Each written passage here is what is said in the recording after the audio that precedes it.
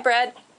Okay, so you gave me, I think 150 images, which is a lot. It took me a while to go through them, but it looks like you did, sometimes you didn't, but often you did bracket. So good. I can see that you bracketed for at least 40 of them, and that's what I'm looking for. But what I'm also looking for is your white balance, a specific choice in your white balance, which I'm actually not seeing. There's nothing wrong with these images, I have to say, actually. Let me say that first of all. There's nothing wrong with these images. They're actually very interesting, and I enjoy them quite a bit. But I don't see any specific choice with your white balance. And you also didn't mention white balance in your write-up. And I really wanted you to tell me evaluating what your experience was evaluating white balance and which one you thought felt most nostalgic. Why did you choose that one over any other? Please explain your answer. That's what I wanted, and then there's no discussion of that. But you clearly had a good time. My money's on this shot right here. I just really like the dynamic angle, and I like the extra buffer space we have here at the front of the subject matter. And the rest of them, I think it could have filled the frame more, frankly. That's, if I was going to give you compositional feedback. So I don't get a sense from this assignment that you really understand white balance. Do you? Can you get back in here and let me know?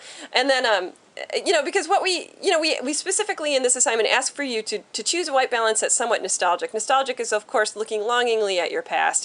It's longing for the past in an idealistic way. And in the lecture and in the reading, we talked about how human beings respond positively to Kelvin temperatures that are kind of lower on the scale. So say below 4,500, and even in the 3,000s is what we respond to. And these are all balanced to feel very much like the cooler edge of daylight, so more, 55 to 6,000. So that's not the choice that I would expect for nostalgic. So if you could get back in here and, chat with me a little bit about it, or I know this is late, this feedback, so if you don't, no big sweat, but that's what I'm wondering. I'm wondering how much you thought about white balance for these images.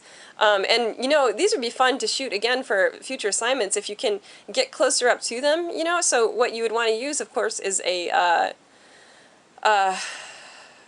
either a natural length lens for your camera's sensor size or something a little bit longer, maybe. And then and see if you can't frame these a little bit more full frame. You know what I'm saying? And then some of them are pretty dark. This image is really dark. This one feels okay. They're a little dark, but then I guess I could see what you're trying to do, because the background isn't terribly attractive, so you're just trying to get it so that the focus is really on the highlights and the chrome highlights of the image, of the subject matter, and less on anything else. It's tough to do. It's tough to do. It's tough to choose. But this image is really dark.